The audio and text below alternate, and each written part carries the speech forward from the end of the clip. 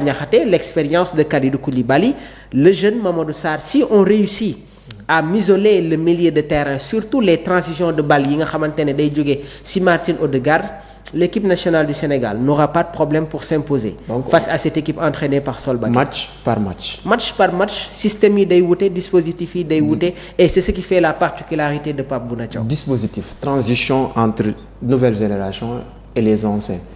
Pape Thiaw est obligé de renforcer son effectif, ou bien parce que gis nañu ay joueurs comme ay Andy, ay Si et consorts.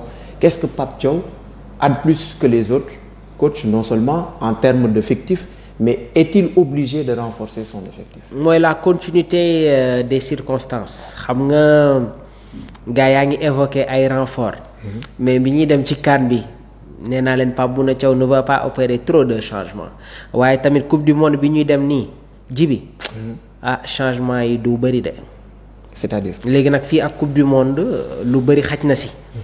waaw parce que am na ay joueurs yoo xamante ne duggoon nañu ci tanière bi génn bëgg nañu ñëwaat am na ñenn ñoo xamante ne ils n'ont pas le choix ils sont obligés de faire de bonnes prestations pour maintenir li nga xamante ne moom mooy seen place. léegi nag dans cette équipe là dafa am un mixage entre l'expérience ak li nga xamante ne moom mooy la jeunesse te gëm naa ne am na ay cadres yoo xamante ne su coupe du monde bi jeexee amaana mun nañu tirer seen révérence comme ni ko Sadio Mané defee. mais pour le moment nii Pape Bouna Thiaw tient à sa colonne vertébrale Edouard Mendy, Kalidou Koulibaly, Idrissa Gana Gueye ak ki nga xamante ne moom mooy Sadio Mané. léegi nag il y a des certitudes. Krépin Diatta, je pense qu'aujourd'hui il devient un titulaire indiscutable sur le côté droit. Moussa Niakhaté doo ko génnee ci biir équipe bi. El Hadji Malick Diouf, vu les performances qu'il a fait lors des derniers matchs de cette Coupe d'Afrique ak performance yu muy def avec West Ham, amaana il revient un peu en dessus de Ismaël Jacobs. Pape Alassane Gueye, Idrissa Gana Gueye, c'est des certitudes. feneen fi nag day am xëccoo entre Pape Matar Sarr, Habib Diarra ak Lamine Camara. Aujourd'hui, Ismaïla Sarr n'est plus un titulaire indiscutable parce qu'il se retrouve face à un duel ak Iliman Ndiaye.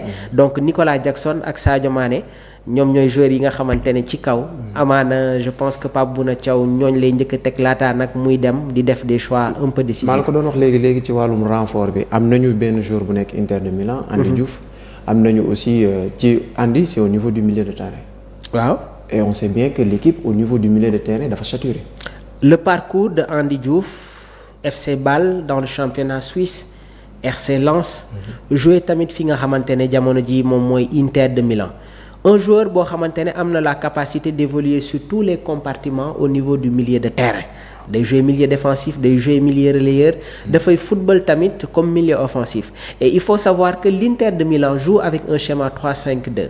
Si ginnaaw Bisek, Akanji, Bastoni, Akan Çalhanoğlu, Mkhitaryan, Nico Barella, Dumfries, voilà Di Marco, ci kaw ñu am Lautaro Martinez wala Marcus Thuram. Loolu mooy le 11 type de Christian Chivu. Mais nag avec les blessures par moment il peut y avoir des tournures au niveau de l'entrejeu. Par moment dañuy gis Davide Fratesi, l'ancien milieu de terrain de Sassuolo. Nico Barella quand il est régulier il est dans ce dispositif. léegi nag ki nga xamante ne moom mooy Mkhitaryan, l'ancien milieu de terrain de Dortmund, vu passer par l'AS Rome, vu son âge dañuy gis par moment Sušić, un international croate, ak ki nga xamante ne mooy Zieliński. léegi nag Andy Diouf match Ligue des Champions bi nga xamante ne football na ko ak Dortmund, football ko démb dugal but, il a lancé un message fort à Pape Bouna Thiaw. te nag nee naa leen dañu war a am benn doublure bu Pape Alassane Gueye. et sooy xool Pape Alassane ak ki nga xamante ne mooy Andy Diouf c'est quasiment les mêmes tailles et ils sont gauchers. et Andy Diouf dafa am une capacité de projection comme ni ko Habib Diarra di defee. donc ça peut être une valeur ajoutée pour l'équipe nationale du Sénégal. Ce serait pas une menace pour comment il s'appelle? Si, il y a une concurrence terrible. En fait, c'est pas la même chose parce que numériquement derrière Idrissa Gana Gueye au poste de sentinelle il y a Pathé Ciss ak ki nga xamante ne moom mooy Mamadou Lamine Camara. ñi ngi évoqué waat le retour de Nampalys Mendy, mais il faut se parler droit dans les yeux. Nampalys, son retour va être très compliqué. léegi nag Andy Diouf je pense que on va l'utiliser comme relayeur.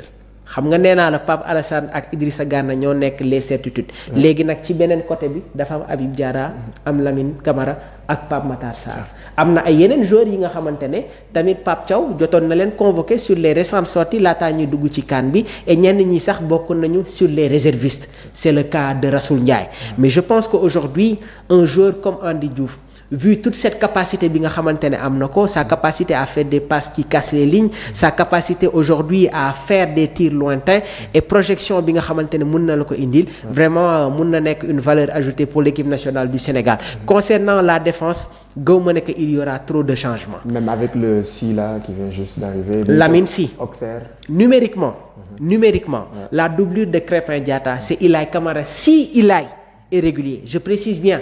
Ilaï dafa am blessure ba tey il ne revient pas dans la compétition mais jamono ji nag am na benn jeune boo xamante ne mi ngi football au niveau du championnat français ci équipe bi nga xamante ne mooy Auxerre muy le jeune Lamine Sy quand tu le vois jouer daf lay jox tuuti Youssouf Sabaly donc je pense que moom tamit mais son approche offensive ba pare sa capacité à se projeter et à s'insérer entre les lignes le jeu intérieur donc tamit nekk na joueur boo xamante ne moom tamit je pense qu'il aspire à intégrer. Il est à la hauteur. mais c'est un joueur costaud. défensivement il est bien loolu tamit day signifier ne que rek équipe nationale du Sénégal actuellement luxe la léegi nag attaque bi attention au poste de numéro 9. comment ça. waaw parce que Pape bi ñuy dem ci CAN bi dafa yóbbu 4 attaquants dafa yóbbu Nicolas Jackson yóbbu Chérif Ndiaye.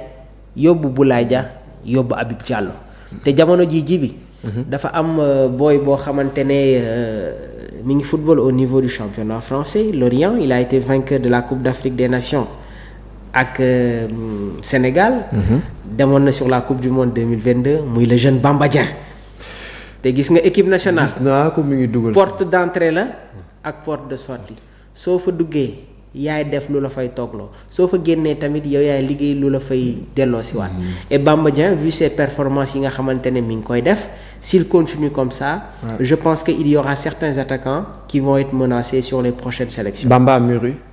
exactement il a de la confiance donc je pense que on va se parler. Boulaye Dia il n'a pas le choix il doit élever son niveau de jeu parce que nag jamono ji s'il y a des incertitudes. c'est Boulaye qui va sortir. je dis pas c'est Boulaye qui va sortir. Boulaye, parce que tamit il est à la Lazio et il a toujours la confiance de Mauricio Sarri. te beneen mbir bi tamit mooy Boulaye est un cadre de l'équipe nationale gars yi bu ñu fàtte lool de. léegi nag xam nga lu ma lay wax fii ak coupe du monde lu nekk xaj na fi. Boulaye mun na merci Boulaye mun na yeewu à tout moment donc kenn mënagul a wax ne que Pape Thiaw diw lay yóbbu ñu dañuy toog nii rek di wax nii rek mais. kenn mënu la wax ne que Pape Thiaw joueurs yii lay yóbbu léegi nag il y a des joueurs yi nga xamante ne ils font partie encore une fois des plans de Pape Bouna Thiaw c'est le cas de Assane Diao ñun ñëpp xam nañ ne que Assane quand il est régulier quand il joue sa xel du xalaat naan ndax dina ñëwaat wala dina ñëwaat keneen ki mooy Cheikh Tidiane Sabaly xam naa ne fa lañ nar a sax dugg man je comprends pas son transfert bi nga xamante ne amaana dem na ko parce que à l'approche de la coupe du monde bien vrai que championnat bi muy football dañuy accueillir bi les coupes du monde mais attention Cheikh Tidiane Sabaly était le luxe le jockey de luxe de Pape Bouna Thiaw. En parlant de Cheikh Tidiane Sabaly on va enchaîner directement avec les mercato.